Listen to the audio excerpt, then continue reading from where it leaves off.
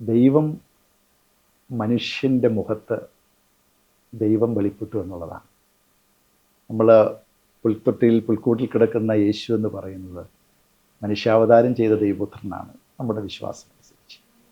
അപ്പോൾ യഥാർത്ഥത്തിൽ അതുവരെയും കാണപ്പെടാത്ത വിദൂരനായിരുന്ന മനുഷ്യന് അപ്രാപ്യനായിരുന്ന ദൈവം ഒരു മനുഷ്യൻ്റെ മുഖത്ത്, ഒരു ശിശുവിൻ്റെ മുഖത്ത് അവിടെ പ്രത്യക്ഷപ്പെടുകയാണ്. എന്ന് പറഞ്ഞാൽ ദൈവമെന്ന് പറയുന്നത് സ്നേഹമായിട്ട്, കരുണയായിട്ട്, പ്രത്യാശയായിട്ട്, സമാധാനമായിട്ട് ആ ശിശുവിൽ വെളിപ്പെട്ട അതാണ് യഥാർത്ഥത്തിൽ ക്രിസ്തുമസ് എന്ന് പറയുന്നത്.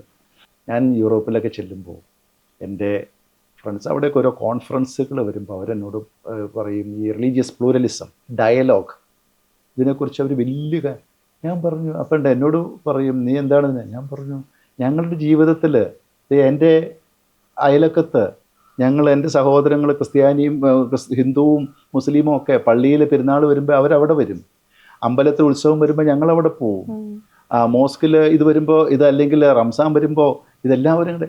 അപ്പോൾ ആ ഒരു എല്ലാവരും കൂടെ നമ്മുടെ മതം ഒരിക്കലും നമ്മളെ വേർതിരിച്ചിട്ടില്ല. അതായിരുന്നു നമ്മുടെ നാടിൻ്റെ ചൈതന്യം, അതാണ്. അപ്പോൾ അവർക്കൊക്കെ ഒരു അത്ഭുതമാണ്. അത് തന്നെ ഭാരതം ഒരു അത്ഭുതമാണ് അതുകൊണ്ട് തന്നെ.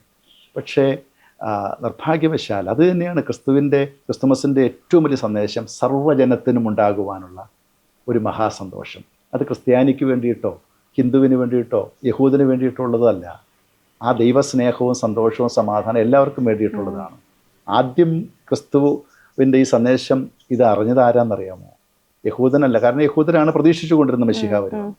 അത് മറ്റ് മതത്തിൽപ്പെട്ട വിദ്വാൻമാരെന്ന് പറയുന്ന പൂജരാജാക്കന്മാർ ഇറാഖിൽ കിടന്ന അവരാണ് ആദ്യം കേട്ടത്. അപ്പോൾ ഇതാണ് ദൈവസ്നേഹത്തിൻ്റെ ആ ഒരു ചേർത്ത് നിർത്തുന്ന അത് ചൈതന്യം. നമ്മുടെ ഭാരതത്തിൽ നമ്മളുടെ സെക്കുലറിസം, നാടിൻ്റെ ആ മതവൈവിധ്യവും എല്ലാവരും ദൈവസ്നേഹത്തിൽ ഒന്നാണ്.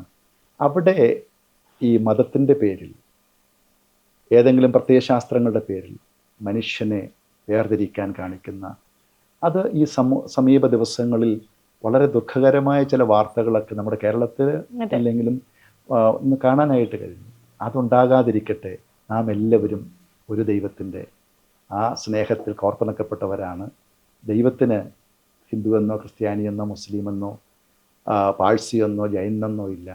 എല്ലാവരും ദൈവത്തിൻ്റെ ആ സ്നേഹത്തിൻ്റെ ആ വലിയ വലയത്തിൽ ചേർത്ത് നിർത്തപ്പെട്ടവരാണെന്നുള്ള തിരിച്ചറിവ്. അതുകൊണ്ട് തന്നെ ആരാണോ ആ അമ്മയുടെ ആ കുഞ്ഞിലെ ആ സ്നേഹം പകർന്ന പോലെ ആരാണോ എവിടെയാണോ ആവശ്യക്കാരൻ, എവിടെയാണോ കഷ്ടപ്പെടുന്നവൻ, അവനിലേക്ക് ആ ദൈവത്തെ പുൽക്കൂടിലെ യേശുവിനെ പകർന്നു കൊടുക്കുന്നതാണ് ക്രിസ്തുമസ് എന്ന് പറയുന്നത്. അതായിരിക്കട്ടെ നമ്മുടെ ക്രിസ്തുമസ്.